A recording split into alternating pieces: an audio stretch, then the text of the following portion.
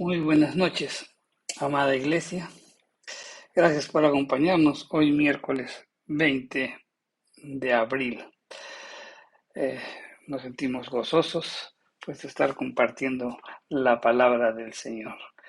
Bien, en esta noche vamos a tratar el tema del verdadero arrepentimiento.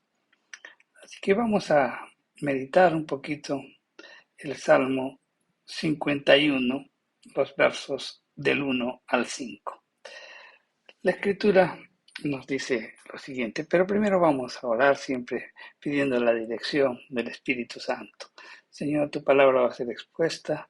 Señor, toca nuestra mente, nuestro corazón, todo nuestro ser, Señor, que podamos estar sensibles a tus enseñanzas, pero, Señor, que no solo quede en conocimiento, sino que podamos atesorarlo en nuestro corazón y podamos vivirlo, Señor. Todo esto te lo pedimos en el nombre de Jesús. Amén. Bien, el Salmo 51, los versos del 1 al 5 nos dice, ten piedad de mí, oh Dios, conforme a tu misericordia. Conforme a la multitud de tus piedades, borra mis rebeliones. Lávame más y más de mi maldad y límpiame de mi pecado. Porque yo reconozco mis rebeliones y mi pecado está delante de mí. Contra ti solo he pecado y hecho lo malo delante de tus ojos, para que seas reconocido justo en tu palabra y tenido por puro en tu juicio. He aquí, en maldad he sido formado, y en pecado me concibió mi madre.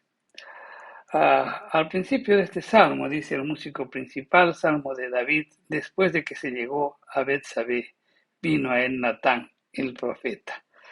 Ah, entonces, si esto nos indica, pues, la introducción al Salmo, creo que lo que podemos hacer para entender muy bien de lo que se trata este Salmo, podríamos recordar la historia de David, lo que pasó, ¿no? David era un rey, lo que pasó con Betsabé. David era un rey y en el momento en que sucedieron los hechos, pues el hecho de esta infidelidad, de este tropiezo mm, del rey David, el pueblo se encontraba en guerra. David no estaba pues con su ejército, él se quedó en Jerusalén. Un día estaba paseando por la azotea de su palacio con la mirada de repente perdida a la distancia, cuando en forma aparentemente incidental vio una mujer muy hermosa. David, tras mirarla y encontrar en la mujer mm, un agrado especial, la codició y ordenó que se la trajeran a él. Se la llevaron y él cometió adulterio con ella, la mancilló y quedó embarazada. Tan pronto ella descubre esa situación, ella le manda una nota a David y le dice, estoy embarazada. Cuando David leyó esta noticia, esa nota, obviamente tuvo pánico. Su reputación como quizás el hombre piadoso y recto estaba en peligro. Eh, no hay que olvidar que él ya había escrito pues 3000 salmos y cánticos espirituales aproximadamente. Él fue instrumento de Dios para matar a los enemigos de Israel. Había ilustrado pues al mundo lo que significaba tener un gran corazón para Dios. Entonces David se encontraba en pánico y en ese estado de pánico pensó solamente en su reputación. Pero no solo pensó en su reputación, sino también pensó en el Señor. Entonces él pensaría y diría, si su pecado sería expuesto, estaría condenado pues al nombre de Dios. Ah, obviamente él tendría visiones que motivarían o él vería un gran escándalo, ¿no? que pudiera verse pues inundado en su mente. Así que David concibe un plan para cubrir esa aventura con Betsabé. Y lo puso en acción, ese plan, enviándole a Joab, el general que estaba al frente del ejército, en un mensaje que le dice: envía a Urías el Eteo, a su esposo, ¿no? Urías era pues el esposo de Betsabé y era parte pues de la infantería del ejército de Israel. Él evidentemente pues era parte de un destacamento élite de los soldados, porque las escrituras lo mencionan como uno de los uno de los hombres o de los 7 hombres más fuertes que David tenía. Eso lo dicen en segunda de Samuel, el capítulo 23, el verso 39. O sea, realmente Usías era un hombre muy allegado a él, era un hombre que realmente también era fiel a, a David. Cuando Joab recibe este mensaje, entonces envía a Urías a Jerusalén. Cuando Urías llegó a David lo recibe en la residencia e inmediatamente comenzó a conversar de la guerra con él y le pregunta cómo va la guerra, cómo está tu general, tus compañeros, cómo están, te has llevado bien con ellos, etcétera, etcétera. Y Urías tal vez debió preguntarse: ¿de qué se trata esto? Solo soy un hombre de infantería, no he hecho nada pues que merezca este tipo de atención de parte del rey, ¿verdad? Lo cierto es que David estaba tendiendo una trampa a Urías. El rey pensó que su problema se solucionaría si tan solo pudiera poner a Urías pues en la cama con Betsabé esa noche. Entonces Urías pensaría que él había causado el embarazo de su esposa. Así el pecado estaría pues cubierto. David le dijo: has peleado una larga batalla, debes estar cansado, ¿por qué no te vas a tu casa y descansas esta noche? Enviaré comida especial para que disfrutes.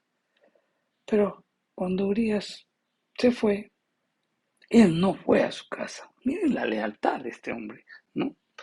En vez de esto, él va y duerme en casa de los guardias, en las afueras del palacio. Cuando David supo eso al día siguiente, lo llamó a Urías y le dijo: ¿por qué no fuiste a tu casa? ¿Por qué no fuiste con tu esposa anoche? Y Urías contestó: el arca, Israel y Judá habitan bajo tiendas. Mi señor Joab, o sea, su general, y los siervos de mi señor en el campo. ¿Cómo yo iba a entrar en mi casa para comer y beber y dormir con mi mujer? Por vida tuya y por la vida de tu alma, nunca haré tal cosa. Urías solo podía pensar en sus compañeros, en lo que estaban enfrentando, en la guerra, en las luchas, en ese derramamiento de sangre. Realmente un hombre fiel.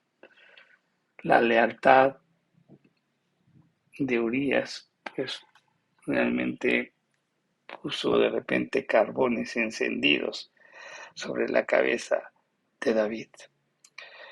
Entonces el pánico del rey aumenta. Entonces rápidamente ordena a Urías que se quedara en Jerusalén una noche más. Y entonces él ejecuta el plan B, ¿no? Esa noche lo invita a Urías a su mesa a cenar, lo llenaría de vino y lo emborracharía. Urías de repente perdería los estribos, se olvidaría de sus compañeros y quedaría a dormir con su esposa. Ahora, imaginémonos por un momento, miren a un rey piadoso, un predicador de justicia tratando de emborrachar a uno de sus fieles soldados. Y eso fue lo que exactamente hizo David. Y el plan como que funcionó, ¿no? Urías realmente se emborrachó. Entonces David dio órdenes a sus guardas de palacio de que lleven a este hombre a su casa y a su cama. Pero nuevamente las escrituras dicen, ¿no?, que por la tarde salió a dormir en su cama junto a los guardias de su señor, pero no descendió a su casa. Pues en ese momento el pánico de David aumentó más allá del control.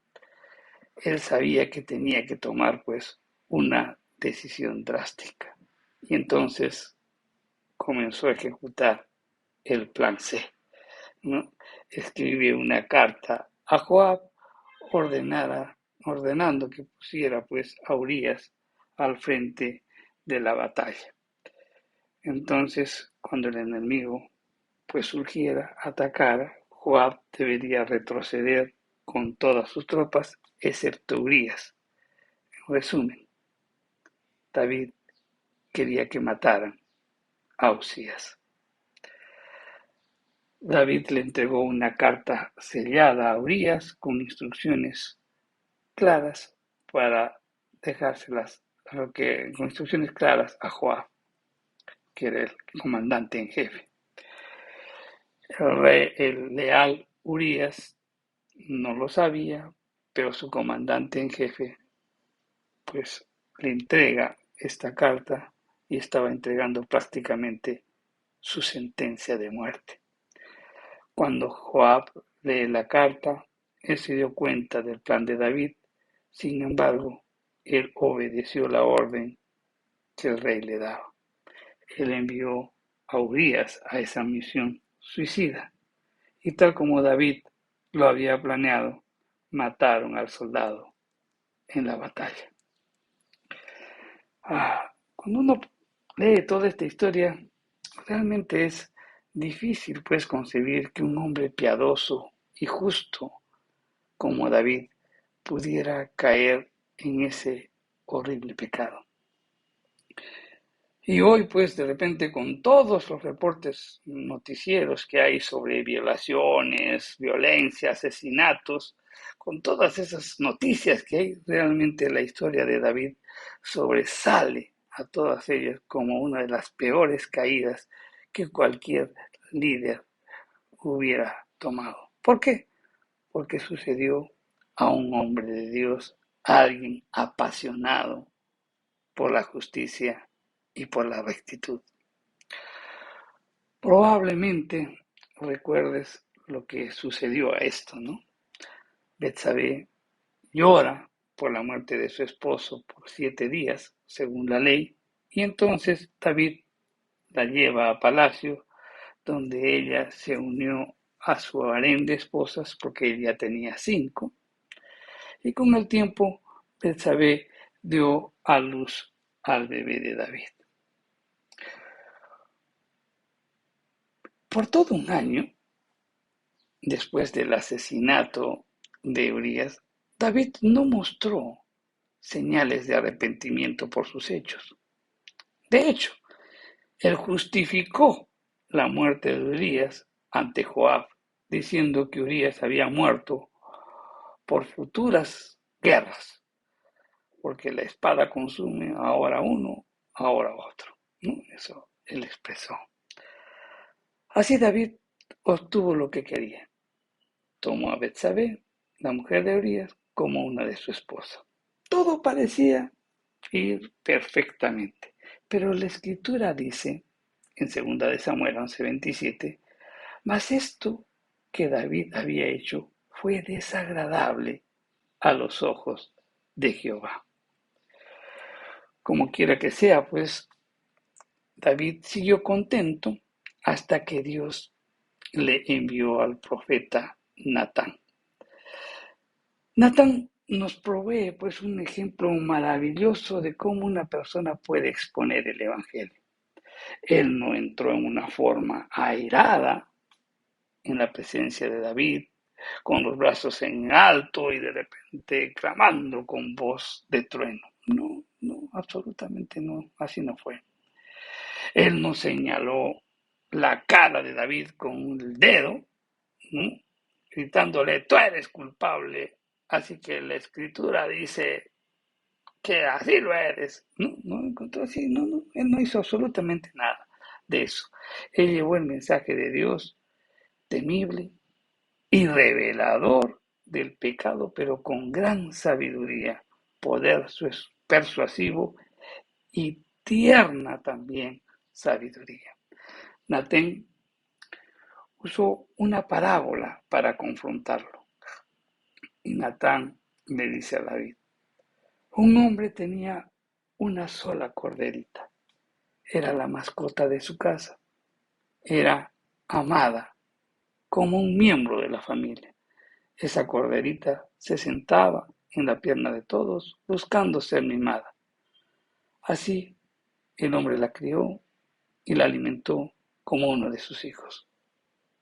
El hombre pobre tenía un vecino rico con mucho ganado. Llega la hora de cenar y entonces este hombre rico mandó a uno de sus sirvientes matar un cordero, pero le dijo al sirviente que no cogiera de su rebaño, sino que robara de su vecino una cordera, un cordero, y que lo matara, que lo cocinara y que lo sirviera. Cuando David pues escuchó esto, realmente se encendió de ira, ¿no? Nos dice la escritura, y le dijo a Natán, ese hombre rico merece la muerte. Vive Jehová, que es digno de muerte el que hizo esto.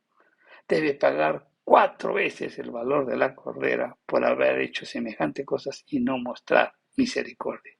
En ese momento, tal vez Natán pudo haber tenido lágrimas en sus ojos y temblando le dice a David, tú eres ese hombre, has tenido en poco la palabra de Jehová. A Urías el heteo lo mataste a espada y tomaste a su esposa como mujer. Natán le estaba diciendo, en otras palabras, David, es que no entiendes, estoy contando tu historia. Tú tenías 5 esposas, sin embargo robaste la única esposa que tenía otro hombre. No tuviste misericordia de él. Lo mandaste a la batalla para que fuese asesinado, para que te pudieras apoderarte de su corderita. Te has convertido en un adúltero, un asesino y un ladrón. Has tomado la palabra ligeramente. Realmente Natán expuso cada detalle del pecado de David, pero no lo hizo con furia, más bien habló sencillamente al rey. De pronto, pues David se ve invadido con una situación, con una sensación de vergüenza y de horror, y ahí es donde escribe el Salmo 51. Según la Biblia, forzosamente nosotros tenemos que dar ciertos pasos antes de conocer la salvación de Dios en Jesucristo. Muchos no han experimentado el poder y la gracia salvadora del Evangelio de Dios. ¿Por qué? Porque no han comprendido que es preciso que sucedan ciertas cosas antes de que un hombre pueda experimentar la gran salvación que se puede encontrar en el Evangelio.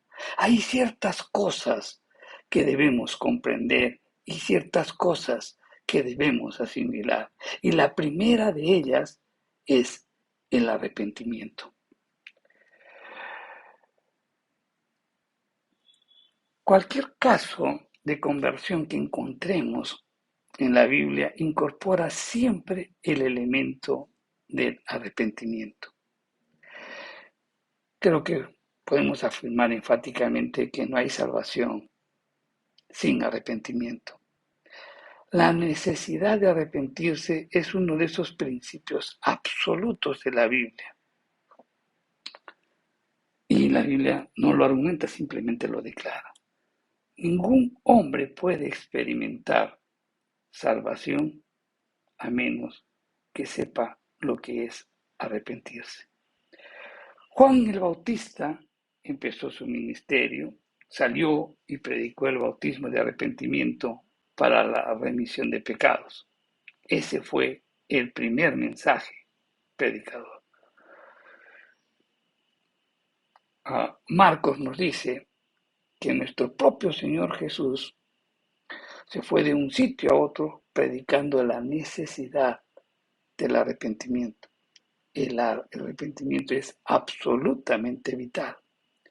Pablo fue de un lugar a otro predicando el arrepentimiento ante Dios y la fe en nuestro Señor Jesucristo. Pedro predicó en el día de Pentecostés el primer sermón y cuando terminó, ciertas personas pues exclamaron y dijeron, ¿qué haremos? Y él dijo, arrepentíos. Sin arrepentimiento no puede conocerse ni experimentar la salvación. Es un paso esencial y es el primer paso. Bien, ¿a qué nos referimos cuando decimos pues arrepentámonos? El Salmo 51 es una declaración pues clara con respecto al arrepentimiento, es una enseñanza muy clara con respecto al arrepentimiento.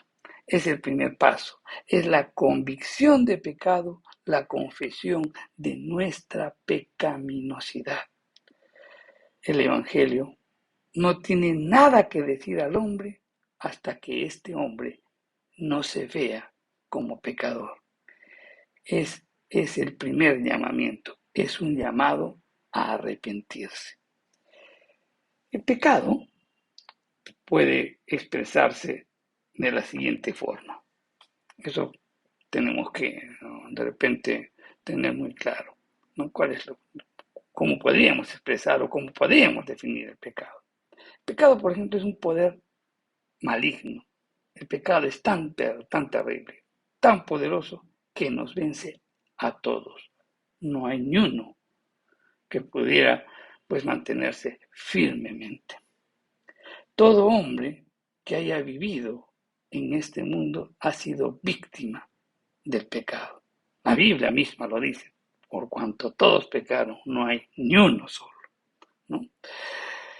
El poder del pecado es tan grande y terrible que hasta un hombre maravilloso y extraordinario como David, el rey de Israel, pudo caer de la forma en la que hemos mencionado.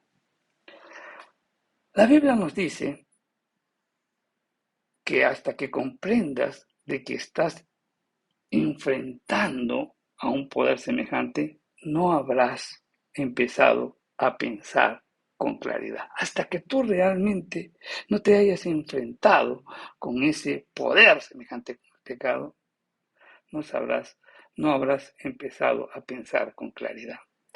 Si no comprendes que mientras que tú estés en esta vida, que tú estés en este mundo, ¿no? Ese poder infernal se encuentra dentro de ti y a tu alrededor, pues si tú no entiendes esto, serás simplemente todavía un mero aprendiz. En este mundo hay principados, hay potestades, hay gobernadores de tinieblas, huestes de maldad en los lugares celestiales que buscan e intentan pues derribarte. Y esa es la doctrina del pecado. El Salmo 51 nos muestra los pasos y las fases que atraviesa de forma inevitable cuando un hombre llega al reconocimiento y a la convicción de pecado.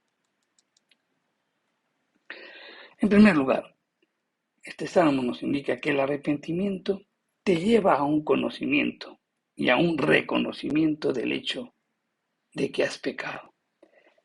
Lo primero que le sucede a un hombre cuando llega al reconocimiento y a la convicción de su pecado es que lo confronta, ¿no? y, y uno se mira a sí mismo. David debió sentir que no estaba haciendo lo correcto y sin embargo lo hizo. David no enfrentó lo que estaba haciendo, no lo enfrentó. David no enfrentó que no estaba haciendo lo correcto, más bien siguió negándose a hacerlo. David había seguido viviendo su vida sin afrontar el pecado. A no ser por la intervención de Dios que le envió a Natán para que lo enfrente, pues él de repente seguiría su vida normal, como si nada hubiera pasado. Miren, este es el primer paso. Debemos detenernos para pensar. Debemos parar un momento y enfrentarnos a nosotros mismos, a la vida que hemos vivido, a lo que hemos hecho y a lo que estamos haciendo. El primer paso es la convicción de pecado y la forma de reconocer el pecado es detenerse y mirarse a uno mismo. David hizo las cosas que mencionamos, pero seguro estaría pensando después, ¿cómo pude hacerlo? Es desagradable tener que pasar una noche contigo mismo y de repente preguntarte, ¿qué clase de vida estoy viviendo? ¿Cuáles son las ideas que acarician? Cuando uno comienza a pensar eso, de repente te puedes llegar hasta a sentir mal. Pero esto es absolutamente esencial. Debemos detenernos, debemos enfrentarnos a nosotros mismos y considerar la vida que estamos llevando. En ese día, permíteme plantear pues una sencilla pregunta en este momento. En este día. Quisiera formularte una pregunta. ¿Te has enfrentado a ti mismo? Olvídate de los demás, concéntrate en ti mismo. Es como que te digo yo ahorita, levanta un espejo y mírate. Evoca tu vida. Considera las cosas que has pensado, lo que has dicho, lo que has hecho y la clase de vida que estás llevando. ¿Aceptarías en las vidas de otros las cosas que haces tú mismo? ¿Consideras que quizás estás libre de culpa? El primer llamamiento que Dios hace a un hombre es que sea honrado, que se deje de excusas y que se enfrente a sí mismo, que se examine. Y ese es el primer paso. David dijo, yo reconozco mis rebeliones y mi pecado está delante de mí.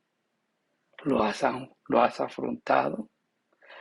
¿Te has examinado a ti mismo de verdad y has analizado sinceramente tu propio corazón? El hombre que no lo haga carece de esperanza alguna.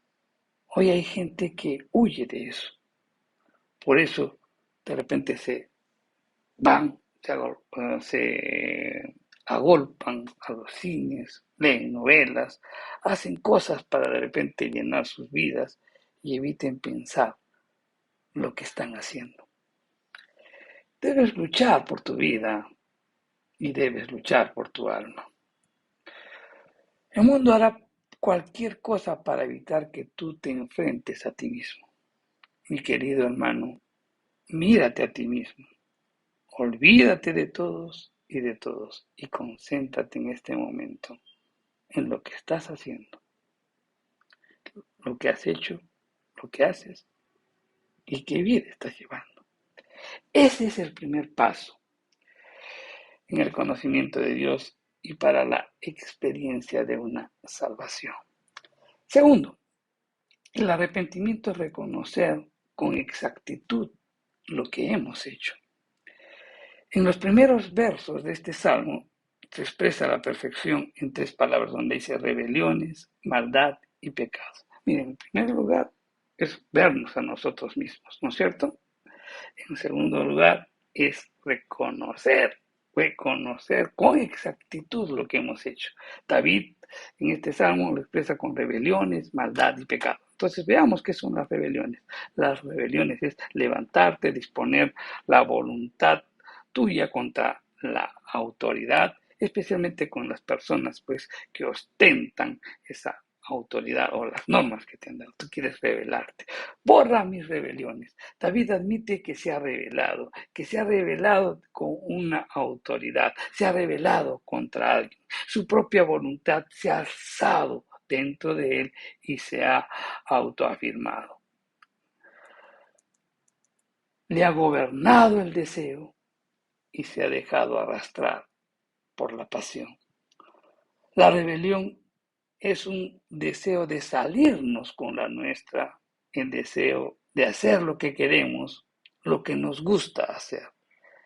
Y eso implica una elección deliberada, un desafío activo, y siempre significa hacer algo que nuestra conciencia nos dice que está erróneo. Es un acto voluntario y deliberado de desobediencia, una transgresión de la autoridad. Todo hombre que se arrepiente comprende que es culpable de eso. ¿Estás dispuesto a admitirlo? ¿No? Si lo hice, sí, lo hice, a pesar de que era erróneo. Sabía que había una voz en mi interior, en mi conciencia, que decía no lo hagas, pero lo hice. Fui rebelde, lo hice deliberadamente. Esa es rebelión. ¿Qué es maldad? Maldad hace referencia pues a un acto que está desviado, torcido, significa perversión. Y esto es obvio pues en el caso de David. David decía, lávame más y más de mi maldad, de lo pérfido, de lo ruin que soy. Recordemos lo que David había hecho. No hace falta pues hacer hincapié en lo torcido y lo desviado de su estado y la perversión en la que se encontraba. Cuando nos examinamos, realmente a veces no vemos cosas en nosotros pervertidas y torcidas. De repente los celos, la envidia, la malicia. Realmente qué horrible desviación, ¿verdad? De repente cuando te examinas ves el deseo de que a alguien le sobrevenga un mal, ¿no? O de repente te sientes mal porque a otra persona lo halagan o de repente le dan alabanzas o lo honran y a ti no. Y entonces tienes pensamientos perversos, torcidos, feos, malsanos. Eso es maldad. Todos somos culpables de maldad. Hay alguien que pueda desviar, que existe una desviación dentro de él y que muchos de nuestros actos están marcados por esa desviación y esa perversión. Maldad. Pecado. ¿Qué significa pecado? Es errar al blanco. O sea, quiere decir que no estamos viviendo como debiéramos. Si un hombre, por ejemplo, apunta a un blanco, ese es el objetivo, pero dispara y falla, ha errado al blanco.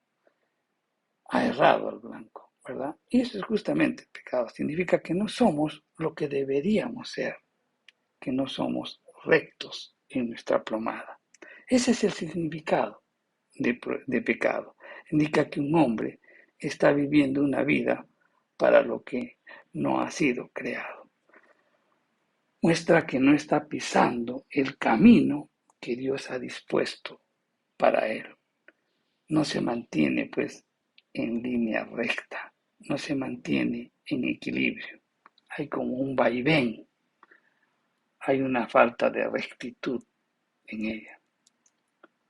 Todos los que escuchamos este mensaje, los que estamos conectados, debemos reconocer, pues, que somos culpables de estas tres cosas: de rebelión, de maldad, o sea, de perversión, de actos torcidos, de desviados y de pecado. O sea, que no estamos viviendo una vida como la que Dios quiere que vivamos. Entonces, resumiendo, el segundo paso del arrepentimiento es la convicción del pecado y la confesión del pecado, ¿no? Es la que el hombre reconoce que esa es la naturaleza que está dentro de nosotros y que se ve evidenciado en nuestros actos. Tercero, el arrepentimiento es que el hombre comprenda y confiese que lo que ha hecho ha sido contra Dios y delante de él. David decía: contra ti solo he pecado y he hecho lo malo ante tus ojos. No hay error aquí. Muchos podrían afirmar que David tendría que haber dicho, bueno, contra Betsabé, contra Urías, contra los hombres que murieron en la batalla, contra Israel, contra mi pueblo he pecado. No, David dice, contra ti solo, contra Dios. Comprende que sus actos no son simples actos en sí mismos. Ve que no solamente afectan e implican a otras personas, sino que la verdadera esencia es que se ha pecado contra Dios. Esa es la diferencia esencial entre un remordimiento y un arrepentimiento. Un hombre que sufre remordimiento es alguien que comprende que ha hecho mal, pero que no se ha arrepentido hasta que no comprende que ha pecado contra Dios. ¿Por qué se siente así? Porque el pecado representa pues una transgresión de lo que Dios ha hecho y de lo que Dios quería que fuera el hombre. Cuando el hombre peca, ha transgredido lo que Dios quería que fuese el hombre. Cuando pecamos, estamos torciendo y pervirtiendo la creación de Dios. Cada vez que peco, transgredo la ley de Dios, los 10 mandamientos, la ley moral, la idea común de la decencia que hay en la naturaleza humana. Dios ha depositado, pues, la confianza en nosotros, pero también Dios nos ha dado una conciencia. Y esa conciencia es esa voz interior que nos habla y nos dice que no hagamos esto, que no hagamos aquello. Y si lo estamos haciendo, estamos transgrediendo la norma de Dios. Cuarto, el arrepentimiento permite descubrir que no tiene absoluta excusa o disculpa.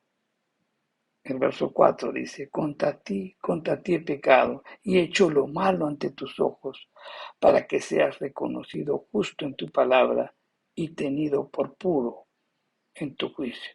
En otras palabras, David le estaba diciendo a Dios, no tengo una sola excusa, no tengo disculpa, no hay nada que pueda decir a mi favor, no hay razón para hacer lo que he hecho.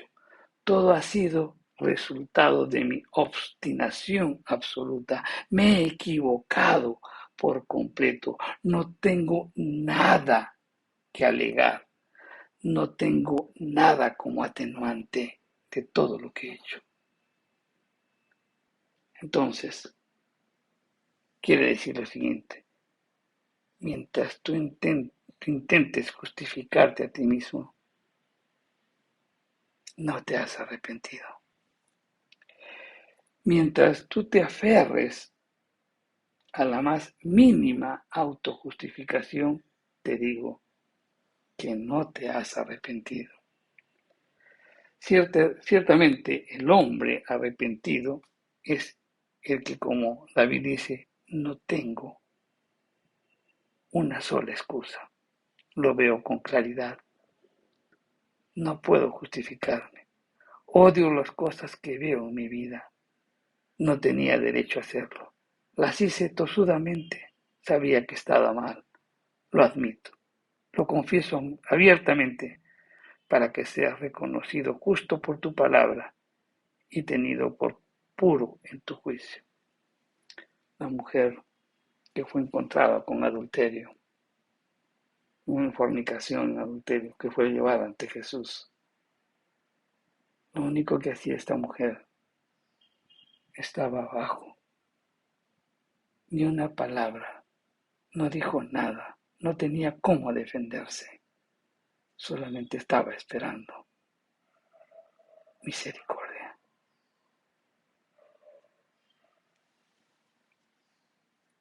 Ni una excusa. No podía justificarse.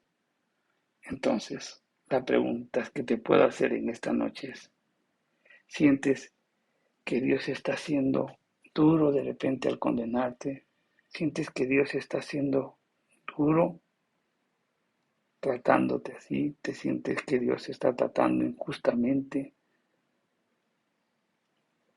Si tú lo haces, es porque verdaderamente aún no te has arrepentido.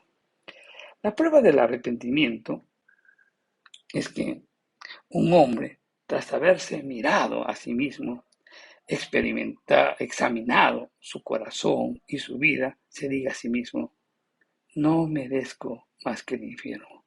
Y si Dios me envía allí, no puedo quejarme en lo más mínimo. No merezco nada más que eso.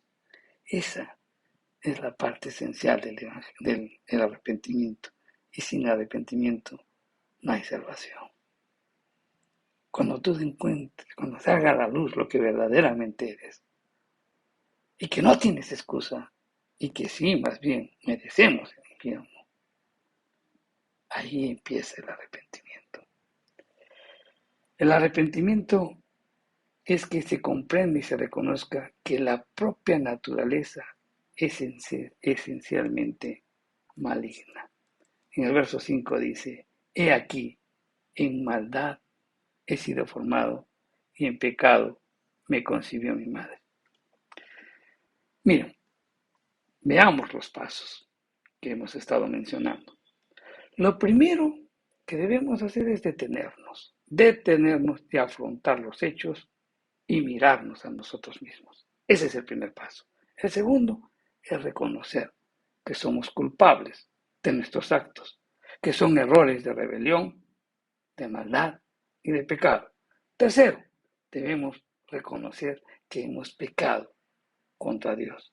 Y cuarto, es que no tenemos excusa. Entonces ahí nos preguntamos, ¿qué me indujo a hacerlo? ¿Qué me llevó a experimentar ese pecado? ¿Qué hay en mí que me hace capaz de hacer esas cosas? ¿Qué hay en mí que me hace motivar celos, envidias, odio, malicia, avaricia, deseo, lascivia, pasión desordenada?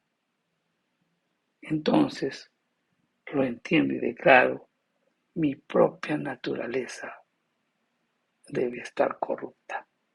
Mi propio corazón debe ser malo. No es el mundo que me rodea, es algo que está en mí, que está podrido. En otras palabras, el último paso es la convicción de pecado. el último paso de la convicción de pecado es pasar por una comprensión de los pecados a una comprensión del pecado y de su absoluta indignidad. Y eso es lo que dice Pablo en Romanos 7. Yo sé que, donde dice Romanos 7, y yo sé que en mí, esto es, en mi carne, no mora el bien. Miserable de mí, ¿quién me librará de este cuerpo de muerte?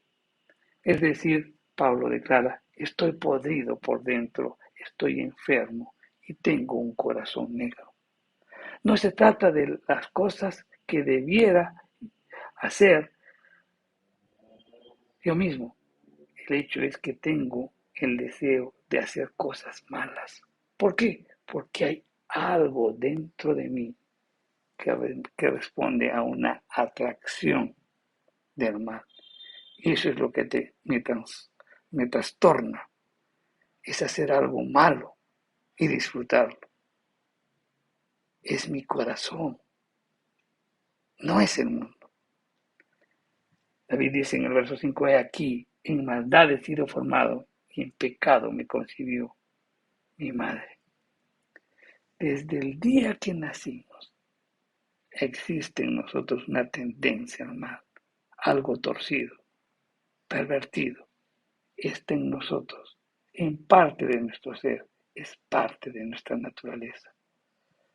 Entonces, esos son los pasos de la convicción de pecado y de la confesión del pecado. Si es capaz usted de haber practicado o de haber intentado hacer esta reflexión o seguir estos pasos, usted puede sentir el deseo de clamar como David, ten misericordia de mí, oh Dios, ten misericordia, porque eso es lo único que podemos hacer, apelar a la misericordia de Dios. Ahí comprendemos verdaderamente también la gracia. Cuando tú verdaderamente tienes y experimentas un verdadero arrepentimiento, comprendes la gracia. Oh, qué interesante volverlo a repetir y quiero que lo entendamos bien en nuestros corazones. Lo primero que tenemos que hacer para un verdadero arrepentimiento es detenernos nosotros mismos, enfrentar los hechos, mirarnos a nosotros. Ese es el primer paso. El segundo paso es reconocer que somos culpables de nuestros actos, que somos culpables de rebelión, de maldad y de pecado. Tercero, debemos reconocer que hemos pecado contra Dios. Cuarto, que no tenemos excusa. Quinto, que obramos así porque hay una naturaleza pecaminosa dentro de nosotros que nos invita continuamente a hacer lo malo. Entonces, ahí es donde podemos decirle a Dios, ten misericordia, Señor, de mí. Mi querido hermano,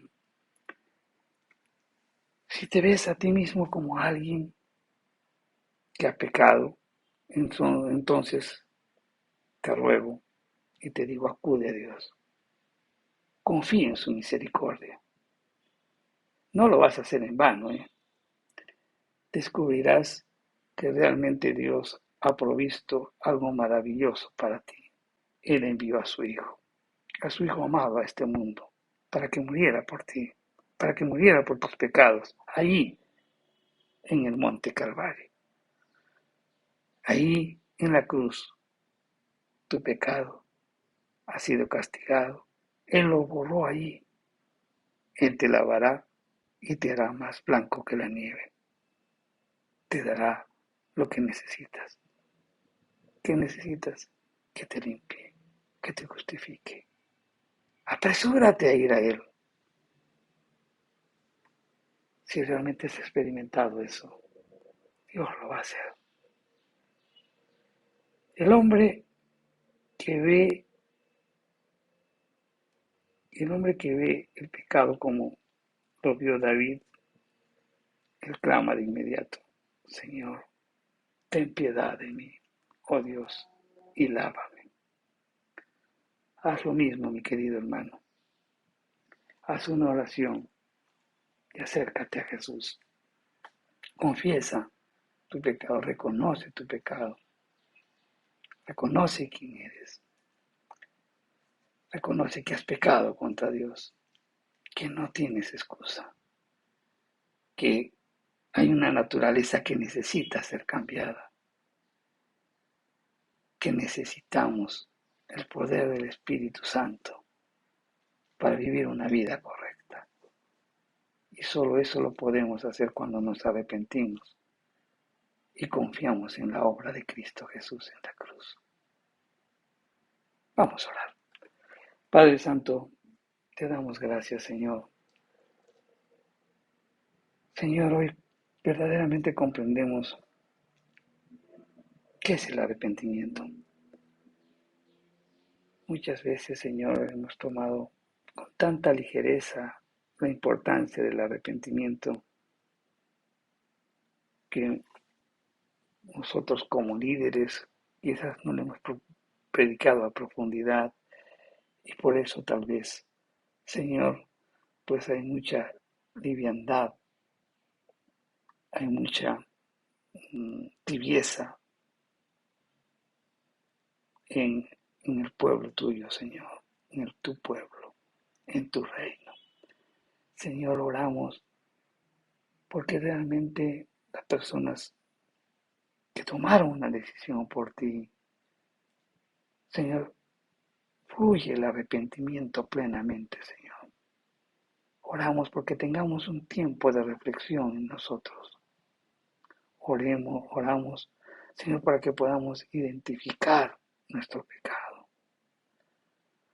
Oramos también, Señor, porque haya convicción de nosotros de que hemos sido rebeldes, que hay maldad en nosotros, que hay pecado en nosotros. Oramos también, Señor, porque podamos entender que contra ti hemos pecado, que no tenemos excusa, Señor,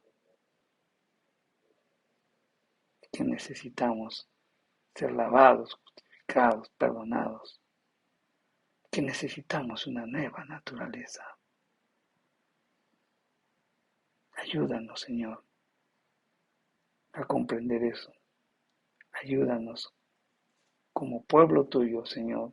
Oramos porque existe un verdadero arrepentimiento y oramos también por aquellas personas que no te conocen, para que puedan fluir, Señor, en reconocer el estado en el que se encuentran y también mirar la luz, mirar la salvación que tú provees en Jesucristo. Gracias, Señor. En el nombre de Jesús oramos. Amén. Querido hermano, los esperamos en nuestros servicios dominicales de las 9 y de las 11 de la mañana. Nuestros servicios presenciales, que cada vez, gracias a Dios, pues vienen, volvemos a reunirnos nuevamente y poco a poco, pues aquellas personas que todavía tienen algunas dudas, algunos temores, y los están venciendo y damos las gracias por eso, porque realmente un culto presencial no se reemplaza con absolutamente nada. Los esperamos. Que Dios los bendiga.